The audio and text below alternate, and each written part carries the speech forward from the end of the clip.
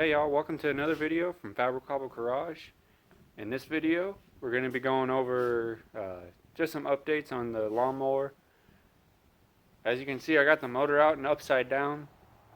I actually ended up getting it running on my spare time off the camera. It ended up just being the valves. All I had to do is put them to spec, and then it cranked over and everything just fine, but it was low on oil, so I ended up locking up the motor on this one, which for this project I wasn't planning on using this motor anyway. But alright, for the rest of the video we're going to be doing a power steering pump on my 2003 Dodge Dakota. It's with a V6 four-wheel drive 5-speed. Here you can see the culprit. If you look right down there, you can see the focus. You can see where it's leaking from, and if you look underneath it, you can see it's coming from the center of the pulley. So all we're going to be doing is replacing that. You can get the pulley and the reservoir, or just the pulley. Not the pulley, but just the pump. We just got the pump because it comes with new seals and everything, and the reservoir is fine. So the first steps of doing this is you're going to need your new pump and then a puller and installer to get the pulley off, because it doesn't come with one. And first thing we're going to do is we're going to take the fan shroud off so we can have more easy access to the pump. All you're going to do is undo these two clips. I got this first one undone. You just pry on this little tab, pull up, it comes off, and then we got two little 10mm bolts on each side, and then it comes right off, and then we can start on the pulley. And after we do that, we'll take the belt off and then the pulley, and then unbolt it and do the lines and go from there.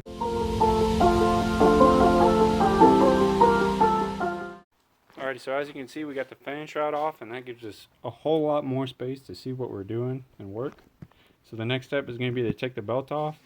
You'll want a 15mm socket on a wrench, preferably either a cheater bar or you can get one of these. I think this is from Walmart. It's an extendable ratchet.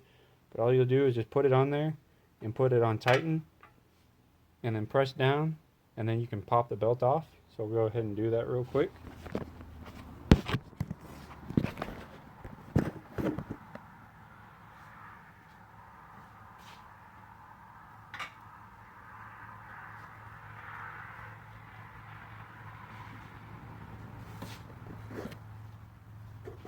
So as you can see, we got the belt off. So then we'll just undo it from the pulley, and then we'll get the pulley puller on it and take that off, and then go from there.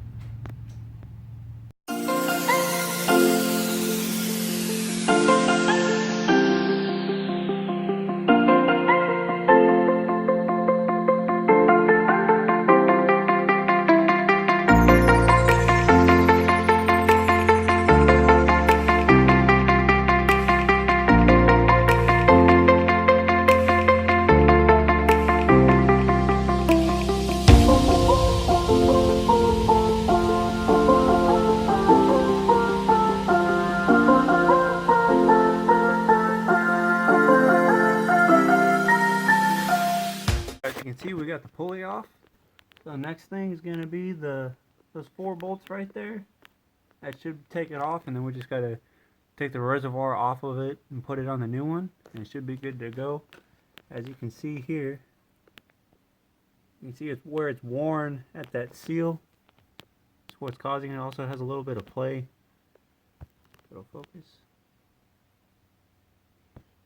A little bit of play in and out. This is actually also an opportunity. When I got the truck before, it had an oil leak, and What it ended up being is the harmonic balancer is actually worn out, and that outer black ring is part of your harmonic balancer, and that rusty one is the other half. There's a piece of rubber in between the two. When it goes bad, it moves, and it actually moved and wore into my timing chain cover. And instead of spending $200 something to replace it, I just put JB Weld, and I put that about a year ago. And as you can see, no leaks. It's worked out pretty good. But yeah, we'll take these 4 bolts off, and then once we get it off, we'll try to get the lines disconnected from it and go from there.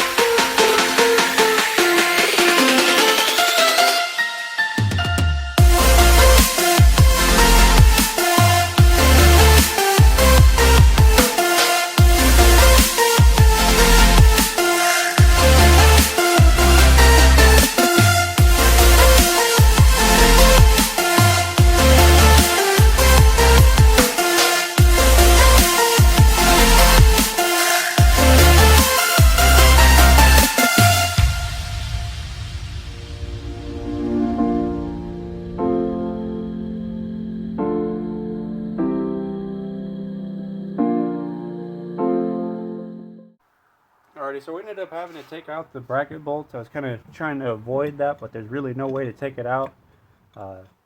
These back ones here are kind of a bugger, especially this one right here because the heater core hose was in the way. We could have taken it off, but I didn't want to risk having to mess with any of that. We'll just loosen this up. Let's see, we'll just go ahead and take it all the way out. A trick to undoing threads sometimes, if they don't want to really go, you can kind of wiggle them, and then they'll go.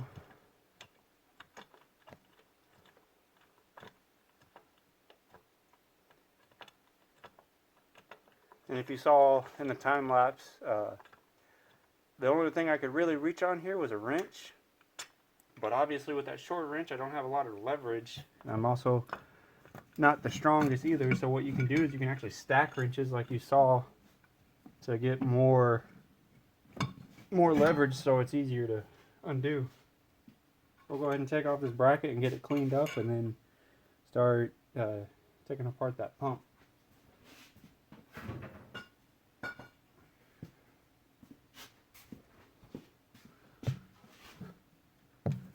So you can see here now, we'll just, I think the only thing we're going to have to take off, oh, you can see it, is right here. I'll have to take that line off, and then this line here, that should just stay on the pump itself. Undo these 2 bolts to remove the reservoir from the actual thing. This is probably going to end up making a mess, so if you got a catch can, put it underneath it. And of course you're going to need more fluid to replace whatever you lost. But yeah.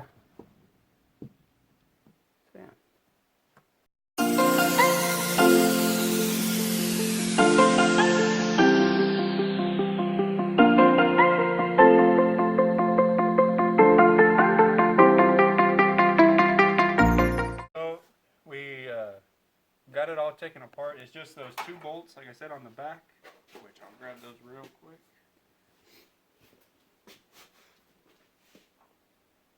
It's just those 2 bolts on the back, and then you undo the little fitting piece that's right here to get it off. And then for the new one, all we got to do is take off this one, which was on there pretty tight. I loosened it up off camera. We want to take this off.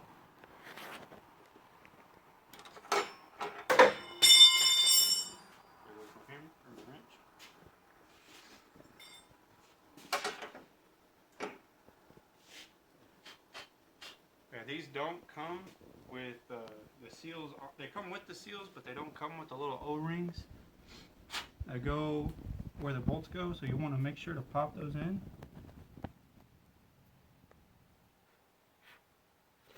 As well as all these little orange and blue things you see. Those plug up the those actually plug up the pump so nothing can get into them. So you want to make sure to take all those off, otherwise your pump won't work.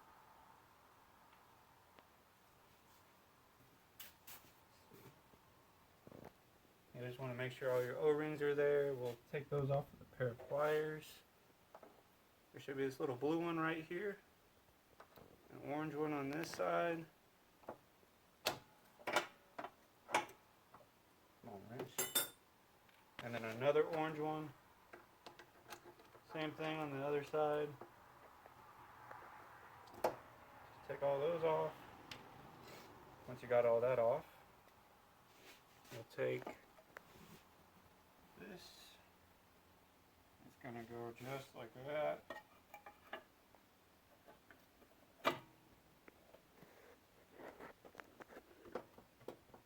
Just want to make sure to line up all your holes. Press it on past that O-ring.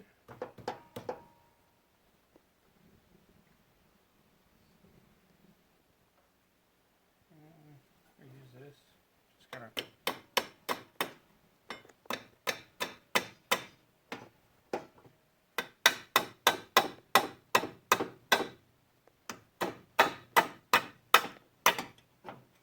Should be good enough.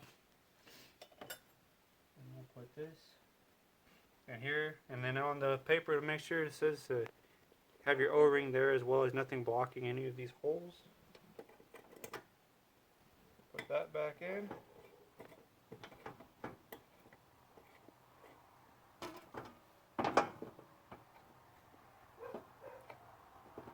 Should be easy.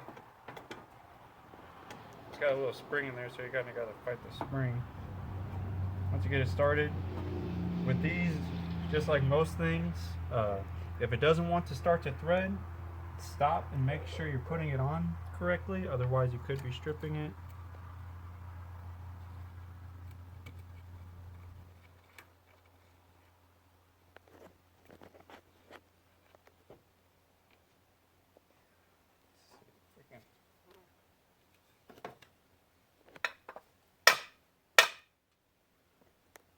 Line that up a little better.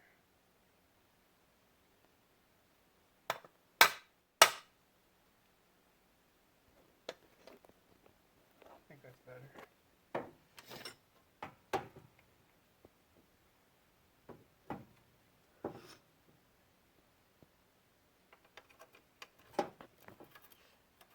Alrighty, so we'll go ahead and tighten all this down and then put it all back in.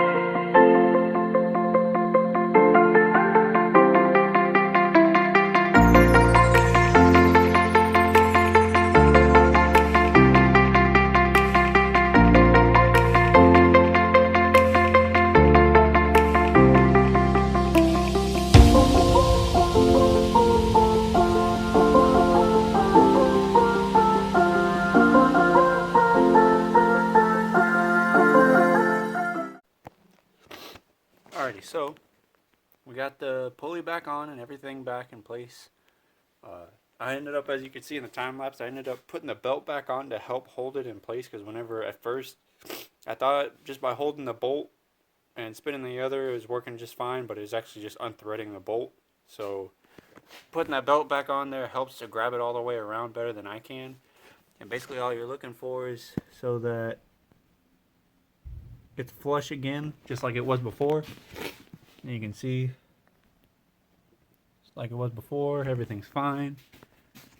And then all we got to do now is we'll fill it up with power steering fluid, and then we'll bleed it and put the fan shroud back on and be pretty much done with this project.